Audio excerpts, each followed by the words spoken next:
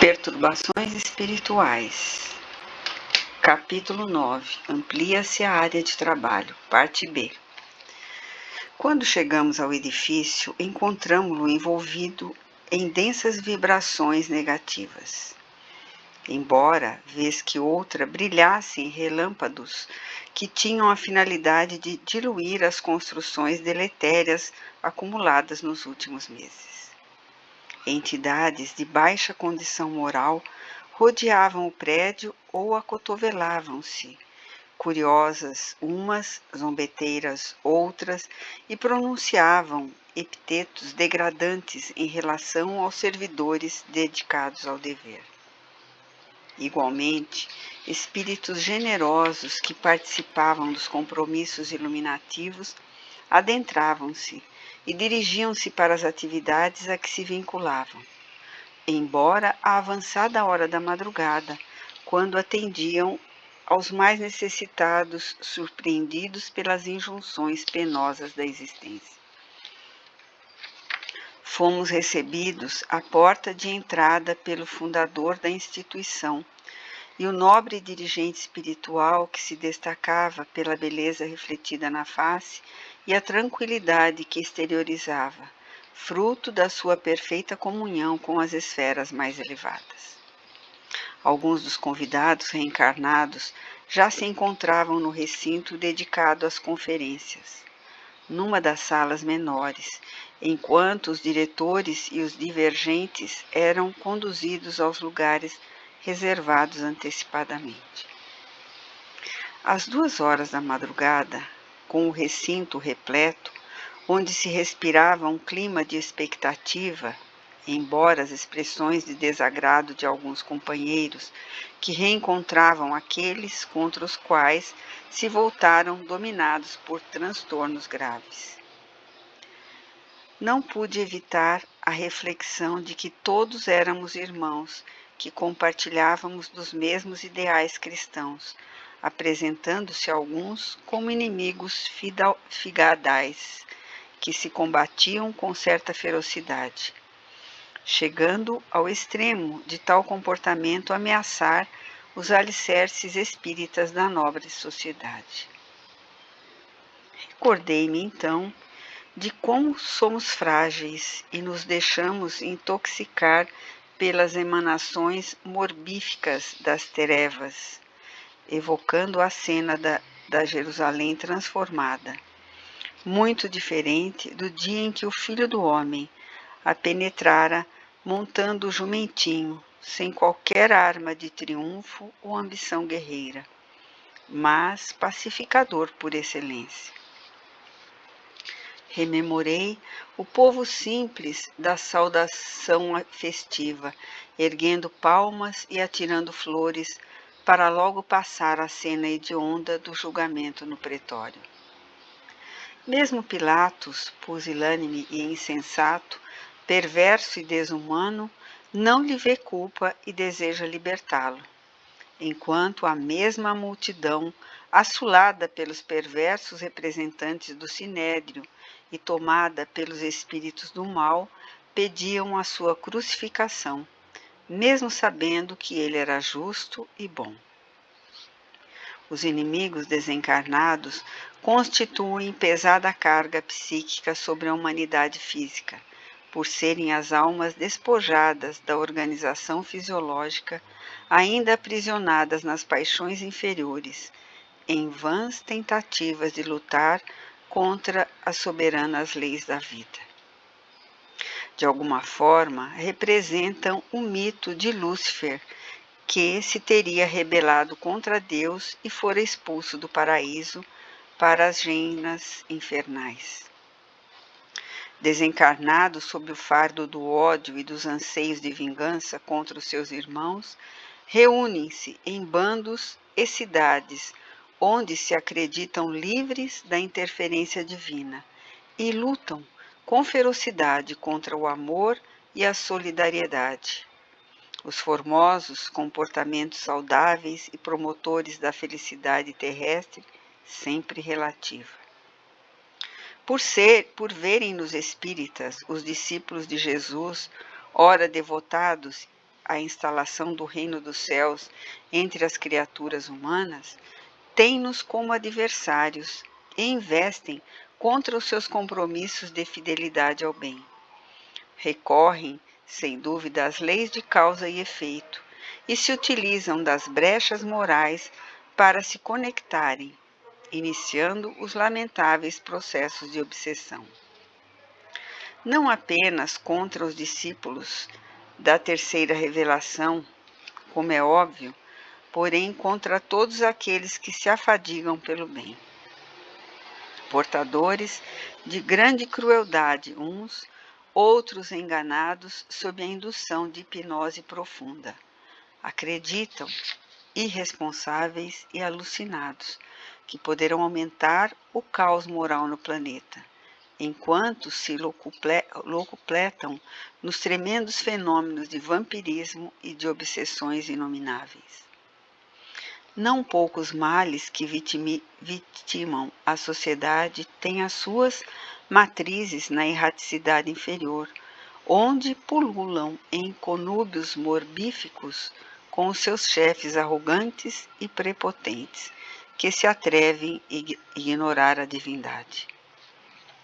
Nesse momento, quando se opera a grande transformação do mundo de sofrimentos em direção de melhores condições espirituais e morais, reforçam os seus propósitos maléficos por perceberem que a luz do Calvário é via de libertação. Naturalmente, as instituições que abrigam os servidores da verdade, em todo matiz, seres humanos ainda imperfeitos que são, fazem-se vítimas das suas induções destrutivas, por utilizarem das mazelas derivadas do egoísmo e do orgulho, ainda predominantes em a natureza humana. Chegara a época das eleições regimentais para a administração da emérita entidade. Iniciaram-se os propósitos perversos vagarosamente, em silêncio, através da urdidura da maledicência disfarçada, com lamentos, censuras veladas ou claras, tomando vulto na razão direta em que acusações legítimas ou não tomavam forma e avançavam no rumo do escândalo. Esqueceram-se os bons e laboriosos amigos de que o escândalo, que é necessário, ocorrerá, mas é necessário muito cuidado a fim de que não se torne o detonador dele. Nada passa despercebido do divino administrador, que dispõe de recursos inimagináveis para disciplinar a rebeldia, corrigir os erros, advertir e orientar todos aqueles que se equivocam. Não se trata de covardia moral ou anuência com as irregularidades, mas de confiança irrestrita em Deus, sempre fazendo o melhor que lhe esteja ao alcance, tirando a trave do olho, esquecendo-se o argueiro no seu próximo. Os impulsos do ego, os estímulos em favor das competições infelizes, as revoltas surdas, abafados pelas mágoas e rancores acalentados, irrompem em forma de defesa do bem e dão lugar às interferências realmente infelizes que destroem edificações planejadas no mais além em todos os tempos. Nos primórdios do cristianismo nascente, as heresias tornaram-se tão volumosas que destruíram as bases do amor que deve viger entre os discípulos de Jesus, dando lugar a sínodos, concílios, extravagantes reuniões de caráter político e econômico, com total esquecimento do bem e da fraternidade, conforme ensinara e vivera Jesus. Simultaneamente, as perseguições do Império Romano tomaram vulto. Porém, ao invés de anularem ou diminuírem o fervor dos mártires, deram-lhe vitalidade para que fosse perpetuada a mensagem em forma de renúncia abnegação e sacrifício. No entanto, as divisões, filhas do orgulho e da presunção de alguns teólogos que passaram a história como pais da Igreja, dividiram-na em grupelhos de discípulos discrepantes, excomungados uns, abençoados outros, distante da humildade do homem de Nazaré, que pôs o amor acima de toda e qualquer injunção ou acontecimento. Na atualidade, os maiores desafios e testemunhos já não são fora das fronteiras dos núcleos de iluminação. Porém, dentro delas, repetimos, pelo ouvido da simplicidade, da pobreza, da ternura entre todos, da abnegação junto dos filhos do Calvário, que vem sendo substituído pelos poderosos do mundo, enganados em si mesmos e enganadores dos seus amigos. É, portanto, favorável o campo para as dissensões, porque cada indivíduo se acha no direito de criticar, de impor suas ideias e opiniões, nem sempre corretas, de transformação lenta, mas segura, de modificar o celeiro de luz em clube de frivolidade, de clínica em favor de várias terapias, sem apoio evangélico, de disputas por projeção e destaque, pela rudeza no trato, pela autopromoção, devaneios que ficam e se decompõem com os despojos materiais após a morte física. Quando, pois, se fale sobre obsessões e perseguições espirituais de nível inferior, tenha-se o cuidado de tentar descobrir as fontes de onde procedem, as circunstâncias em que se dão, as tomadas para ligação dos plugs, identificando a faixa vibratória na qual se encontram antenados. É sempre muito fácil diagnosticar-se o mal nos outros, apontar-se aqueles que se extraviam e se encontram em processos perturbadores, sem valores morais para auxiliar, sem censura para contribuir em favor da sua recuperação, considerando-se que o grupo é importante e, numa corrente, quando um elo se enfraquece, toda a segurança periclita. Havia-se instalado terrível perturbação na casa de amor. Agora, sob os camartelos dos rancores e das censuras incessantes, das inimizades que substituíram as antigas afeições, ameaçando as construções respeitáveis que haviam sido realizadas com o sacrifício de mulheres e homens abnegados do passado, assim como do presente. Naquela madrugada, portanto, adremente preparada, encontravam-se os litigantes encarnados, trazidos pelos mentores, as suas vítimas e também os algozes desencarnados, que as telecomandavam espiritualmente. O ambiente respirava diversificadas vibrações.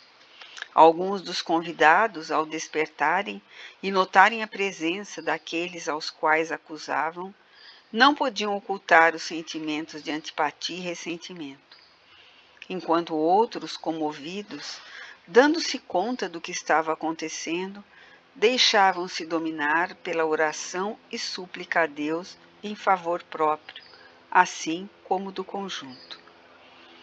Preparado o ambiente após esclarecimentos do venerando médico dos pobres, uma diáfana claridade em tonalidade azul, suave, fez-se no ambiente e ouvimos delicada música com efeitos terapêuticos, à semelhança de um bálsamo sobre superfície ardente e dolorosa.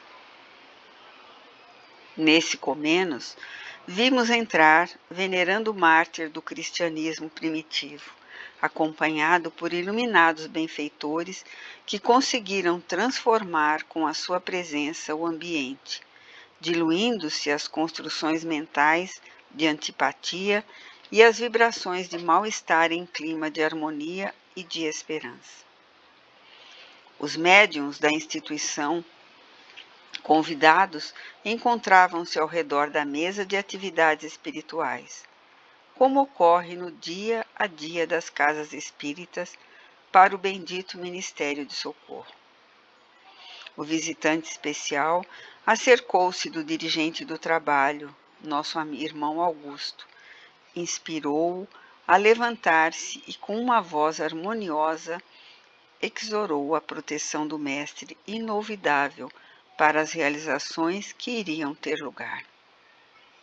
Sua dúlcida voz ecoava os dias do martírio, quando a fidelidade dos discípulos era superior e a sua abnegação, acompanhada pela morte, iluminava as noites terríveis dos espetáculos circenses em louvor ao sublime crucificado. Pétalas de luz diáfana caíam sobre todos nós como respostas dos céus esplendorosos às súplicas angustiosas dos novos discípulos de Jesus.